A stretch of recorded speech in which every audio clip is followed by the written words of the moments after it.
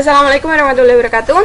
Halo semuanya, perkenalkan nama saya Marina Zulaika dengan NIM 72114191005. Di sini saya akan menjelaskan tentang bab pertama, yaitu tentang pengantar sistem informasi. Maka pembahasan yang akan kita bahas di bab ini bisa lihat di layar. Kita langsung lanjut. Di pendahuluan bahwa komputer itu telah digunakan untuk aplikasi bisnis sejak tahun 1950, di mana komputer ini diukur dengan mesin yang ukurannya begitu besar, sebesar ruangan, dengan tugas yang sangat sederhana, yaitu menambah angka dengan cepat.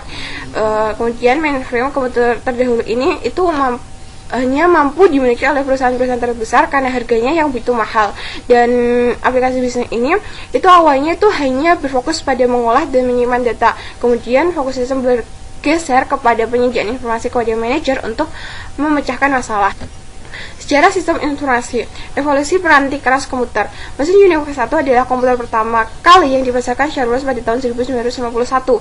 3 tahun kemudian muncul jenis mesin yang sama, yaitu UNIVAC yang melakukan 2000 kalkulasi per detik, dan jumlah ini tentu lebih lambat dibandingkan dengan sistem sekarang yang memiliki 2 miliar lebih kalkulasi per detiknya. Dan komputer terdahulu ini hanya bisa melakukan satu tugas yang diminta oleh seorang pengguna. Dan akhirnya pada tahun 1960 IBM memperkenalkan komputer IBM System 360, di mana mampu melaksanakan tugas sekaligus atau kita sebut dengan multitasking. Komputer berukuran lebih kecil. Awalnya itu komputer itu hanya dikuasai oleh departemen komputer saja, karena kita tahu bahwa harganya begitu mahal, jadi perusahaan menyerahkan kepada departemen komputer saja.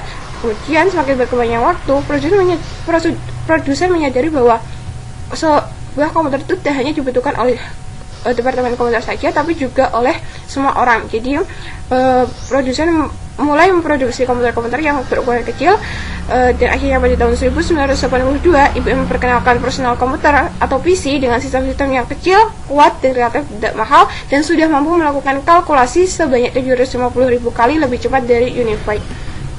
Hukum Moore. Gordon Moore, salah satu pendiri Intel, itu mengatakan bahwa kerapatan penyimpanan sirkuit terintegrasi dari sebuah chip silikon akan meningkatkan 2 kali lipat setiap tahunnya. Jadi sebuah prosesor itu bisa menjadi 2 kali lipat lebih cepat setiap tahunnya, atau lebih tepatnya 18 bulan sekali. Dan dapat dari hukum tersebut adalah bahwa seorang manajer itu harus memahami dan bereaksi terhadap perubahan dalam teknologi informasi tersebut, dan menggunakan perubahan tersebut sebagai keunggulannya dari pesaing lainnya. Pengantar arsitektur komputer. Ketika kita mendengar komputer, apa sih itu komputer? Pasti jawabannya adalah sekumpulan peralatan, yaitu baik CPU, monitor, alat input output yang kita sebut sebagai hardware, dan juga software seperti aplikasi-aplikasi di dalamnya.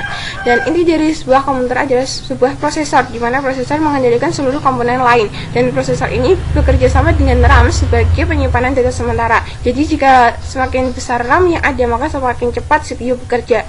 Sedang untuk penyimpanan permanen adalah CD-ROM, flash disk, hard disk, dan lain sebagainya. Dan semua perangkat itu terhubung dalam satu tempat, yaitu di motherboard sebagai tempat mengalirnya data-data. Pengantar arsitektur komunikasi. Ketika kita ingin komunikasi, tentu membutuhkan sebuah jaringan, dan salah satunya itu modem. Modem adalah hardware yang memodulasi sinyal digital dari sebuah komputer ke dalam sinyal analog dan sebaliknya. Dan semakin berkembangnya revolusi nirkabel, tentu akan terdapat masalah yang baru, yaitu tentang masalah keamanan. Jadi untuk mengatasi masalah itu tersebut, kita harus membentengi diri dengan memasang firewall agar data kita tetap aman. Evolusi di bidang aplikasi komputer. Sistem informasi adalah sistem virtual yang memungkinkan manajemen mengendalikan operasi sistem fisik perusahaan. Sistem fisik perusahaan itu apa? Yaitu bahan baku, karyawan, mesin, dan uang. Untuk sistem virtual adalah sumber daya informasi untuk mewakili sistem fisik. Baik sistem fisik maupun virtual adalah sistem terbuka, open system, yang dimana mereka berinteraksi dengan lingkungannya, baik dengan konsumen maupun manajer atau lainnya. Evolusi bidang aplikasi komputer dapat berupa sistem. Kita awali dengan sistem pemrosesan transaksi. Dalam sistem ini semuanya saling berbagi satu kaitan, saling terhubung untuk memproses data yang mencerminkan aktivitas perusahaan. Dalam sistem ini dimulai dari data dikumpulkan dari semua sistem fisik dan lingkungannya sebagai input, kemudian dimasukkan ke basis data. Software melakukan pemrosesan data dan mengubah data menjadi informasi bagi manajemen perusahaan. Sistem informasi manajemen adalah suatu sistem berbasis komputer yang membuat informasi tersedia bagi para pengguna yang memiliki kebutuhan serupa. Jadi bukan hanya diberikan kepada manajer saja, tapi semua orang yang membutuhkan informasi tersebut.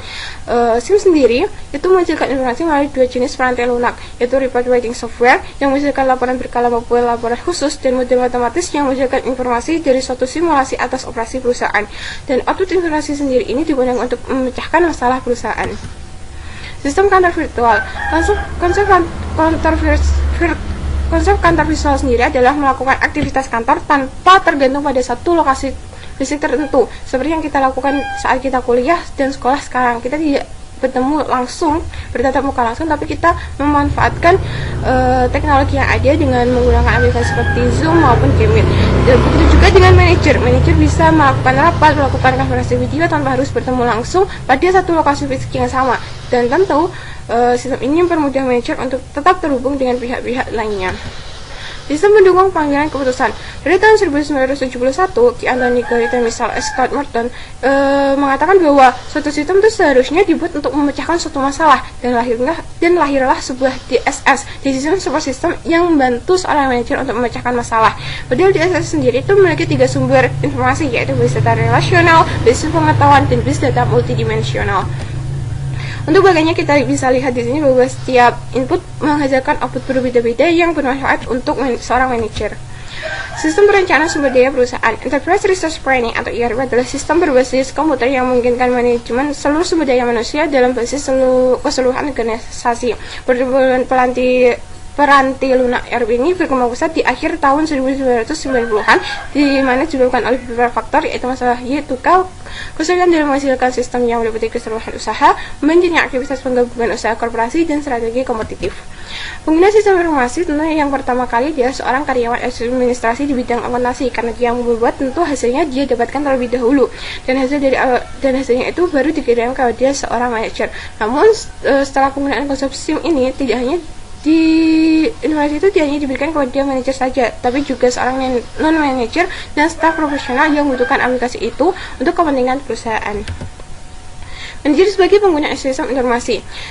Di dalam manajemen sendiri terdapat tingkatan-tingkatan. Yang pertama adalah manajemen utama atau puncak, sebagai orang yang memutuskan perencanaan strategis. Kemudian manajemen menengah yang melakukan perencanaan taktis, gimana untuk membuat rencana-rencana untuk mencapai tujuan yang telah disebutkan manajemen utama. Baru manajemen bawah adalah orang yang melakukan kendali operasionalnya di dalam suatu lapangan.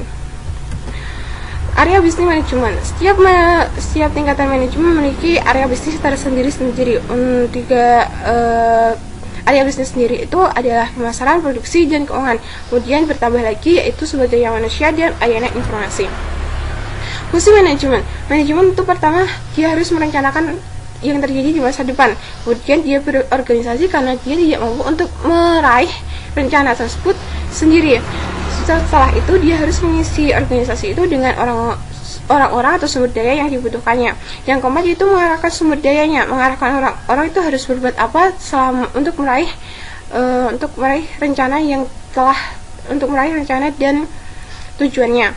Dan yang terakhir itu mengendalikan sumber daya dan menjaga mereka tetap pada jalurnya. Jadi tetap diawasi agar rencana tersebut tetap berjalan dengan sesuai rencana.